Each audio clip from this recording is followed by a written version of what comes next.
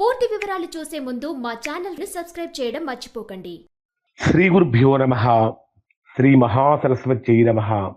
ఓం నమః శివాయ. Narayana Sastry astrology channel వీక్షిస్తున్నటువంటి ప్రేక్షక మహాశీలకు స్వాగతం, సుస్వాగతం.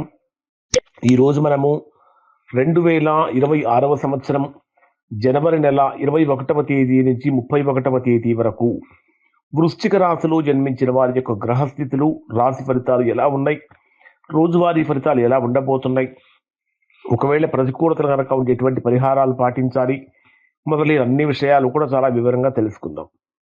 ఇక్కడ వృశ్చిక రాశి రాశ్యాధిపతి అయినటువంటి కుజుడు రాశికి తృతీయ స్థానంలో, ఉచ్చ స్థానంలో, ఎగ్జాల్టేషన్లో ఉన్నాడు. రాశ్యాధిపతి యొక్క తృతీయ స్థాన ఉచ్చ స్థాన సంచారం వృశ్చిక రాశి వారిని ఒక మంచి స్టేజిలో నిలబెడుతుంది. అంటే బలం పెరుగుతుంది, ఆత్మవిశ్వాసం పెరుగుతుంది, చేసేటటువంటి ప్రతి పనిలో కూడా స్పష్టత పెరుగుతుంది. ఇది ఒక శక్తివంతమైనటువంటి యోగంగా మారబోతుంది. కష్టం చేసిన వారికి ఖచ్చితమైనటువంటి ఫలితాలను ఇస్తుంది. ఉద్యోగస్తులుగా ఉన్నటువంటి వారికి ప్రమోషన్ అవకాశాలు పెరుగుతాయి. వ్యాపారస్తులకు స్థిరమైనటువంటి లాభాలు కలుగుతూ ఉంటాయి. రాజకీయ రంగంలో ఉన్నటువంటి వారికి కీలకమైన నిర్ణయాలు తీసుకునేటటువంటి సమయంగా ఉండబోతూ ఉంది. అలానే మీ జన్మరాశికి దశమాధిపతి అయినటువంటి రవి కూడా తృతీయ స్థానంలోనే సంచరిస్తున్నాడు. రవి మీద శని వీక్షణం కూడా ఉంది. జనరల్గా రవి మీద శని వీక్షణం ఉన్నప్పుడు పితృదోషం అనేది ఒకటి మనకి యాక్టివేట్ అవుతుంది. ఇక్కడ అయితే దశమాధిపతి తృతీయ స్థానంలో మిత్రగ్రహమైనటువంటి కుజుడుతో ఉన్నటువంటి కారణం చేత ఉద్యోగపరంగా, వ్యాపార పరంగా అనుకూలంగానే ఉంటుంది. నిరుద్యోగులు చేసేటటువంటి ప్రయత్నాలు కూడా దాదాపుగా ఫలిస్తాయి. కానీ ఒక ప్రయత్నం కనుక మీరు మొదలు పెట్టినట్లయితే అది దాదాపుగా దగ్గర దాకా వచ్చినట్టే వచ్చి ఇంక ముందుకు వెళ్లకుండా స్ట్రక్ అయిపోతుంది, ఆగిపోతుంది. ఎందుకు ఇలా జరుగుతుంది? అన్ని రకాలుగా బాగా చేశాను కదా, ఎందుకు నాకు మాత్రమే ఇలా జరుగుతుందనేటటువంటి భావన వృశ్చిక రాశి వారిలో కలగవచ్చు. కానీ ఉద్యోగపరంగా చేసినటువంటి కష్టాల దగ్గర ఫలితాన్ని పొందుతారు. ప్రధానంగా తీసుకుంటే సప్తమాధిపతి అయినటువంటి శుక్రుడు కూడా తృతీయ స్థానంలోనే సంచరిస్తున్నటువంటి కారణం చేత భార్య తరపు బంధువుల నుంచి అనుకూలమైనటువంటి వార్తలు వింటారు. ఇది చాలా గొప్ప ఫలితాన్ని ఇస్తుంది. వ్యాపార పరంగా కొత్త ఒప్పందాలు చేసుకోవడానికి కూడా ఇది అనుకూలమైనటువంటి కాలం అని చెప్పవచ్చు.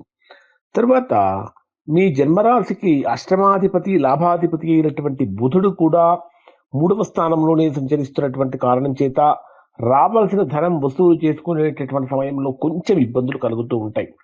అలానే ద్వితీయ స్థానాధిపతి అయినటువంటి గురుడు కూడా అష్టమ స్థానంలో సంచరిస్తున్నటువంటి కారణం చేత ఇక్కడ మీకు ఏ విధంగా ఉంటుందంటే ఇది అత్యంత ప్రభావవంతంగానే ఉంటాయి. అత్యంత ప్రభావవంతమైనటువంటి కాలంగా ఇది ఉండబోతూ ఉంది.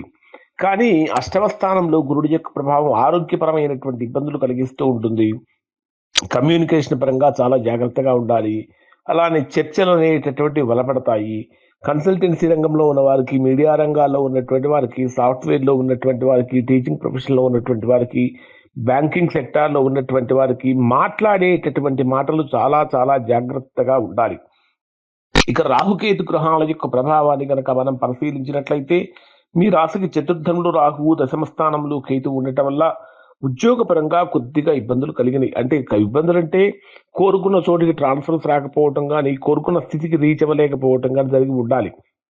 కానీ సాఫ్ట్వేర్ రంగంలో ఉన్న వారికి, టెక్నాలజీ ఆధారంగా పనిచేసేటటువంటి వారికి చాలా ఇప్పుడు ప్రస్తుతం అనుకూలతలు పెరుగుతూ ఉంటాయి. అలానే కేతు యొక్క కారణం చేత అధికారులతో కొద్దిగా దూరంగా ఉండటమే మంచిది. మరి ఎక్కువగా మీరు అటాచ్మెంట్ పెంచుకోవటం వల్ల సమస్యలు కలిగే అవకాశాలు ఉంటాయి.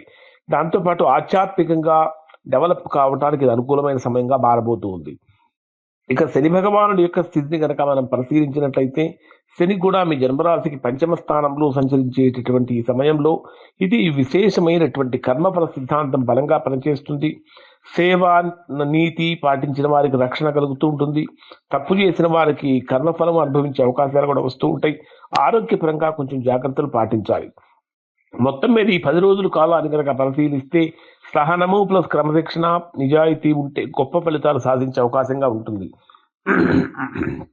మరి మనం రోజువారీ ఫలితాలను కనుక పరిశీలించినట్లయితే 21వ తేదీ ఉదయం నుంచి 23వ తేదీ ఉదయం 8:31 వరకు ఉండేటటువంటి సమయంలో ఇది మీకు చతుర్థ స్థానంలో సంచరించేటటువంటి చంద్రగోచారం యొక్క ప్రభావం కారణం చేత గృహ సంబంధమైనటువంటి విషయాలలో కానీ, తల్లి ఆరోగ్యానికి సంబంధించినటువంటి విషయాలలో కానీ, ఆస్తి విషయాలలో కానీ మీరు అనుకున్నటువంటి విధంగా ముందుకు వెళ్తాయి.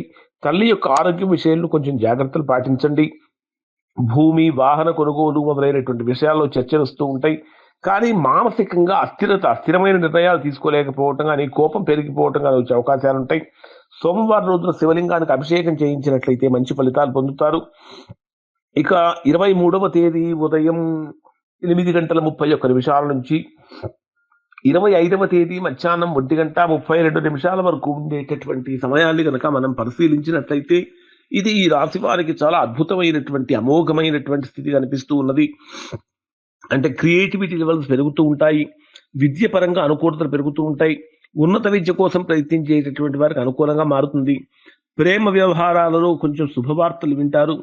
పిల్లల విషయంలో కూడా శుభ ఫలితాలు కలుగుతూ ఉంటాయి. కొత్త ఆలోచనలు విజయానికి దారితీస్తూ ఉంటాయి. సృజనాత్మక రంగాల వారికి పేరు ప్రఖ్యాతులు కూడా కలుగుతూ ఉంటాయి. గురువారం రోజున గురుమంత్ర జపం కనుక చేసినట్లయితే తద్వారా మంచి ఫలితాన్ని పొందుతారు. 25వ తేదీ మధ్యాహ్నం 1:32 నుంచి 27వ తేదీ సాయంత్రం 4:41 వరకు ఉండేటటువంటి సమయంలో ఆరోగ్యపరంగా ఇబ్బందులు కలుగుతూ ఉంటాయి. రుణాల యొక్క ఒత్తిడి పెరుగుతూ ఉంటుంది. అలానే వర్క్ చేసేటటువంటి వర్క్ ప్లేస్లో కూడా కొంచెం ఒత్తిడి పెరుగుతూ ఉంటుంది. కానీ కాంపిటేటివ్ ఎగ్జామ్స్ రాసేటటువంటి వారు చాలా మంచి ఫలితాలు పొందే అవకాశం ఉంటుంది. శత్రువులపై కూడా విజయం సాధించే అవకాశాలు కనిపిస్తూ ఉన్నాయి. మంగళవారం రోజున హనుమాన్ చాలీసా పారాయణం చేయటం చాలా మంచిది. ఇక 27వ తేదీ నుంచి అంటే 27వ తేదీ సాయంత్రం 4:41 నుంచి 29వ తేదీ సాయంత్రం 6:30 వరకు ఉండేటటువంటి సమయంలో ఇది మీకు దాంపత్యంలో స్వల్పమైనటువంటి అపార్థాలు కలిగే అవకాశాలు ఉంటాయి. వ్యాపార భాగస్వాములతో వాదనలు పెట్టుకోకండి. కానీ అగ్రిమెంట్స్ చేసుకోవడానికి ఇది అనుకూలమైనటువంటి సమయం అనేది చెప్పాలి. కుటుంబ వాతావరణం సంతోషంగా మారడానికి అవకాశం ఏర్పడుతూ ఉంటుంది. శుక్రవారం రోజున లక్ష్మీదేవికి తెలుపు రంగు పూలతో కనుక పూలమాల సమర్పించినట్లయితే తద్వారా చాలా గొప్ప ఫలితాలు పొందుతారు.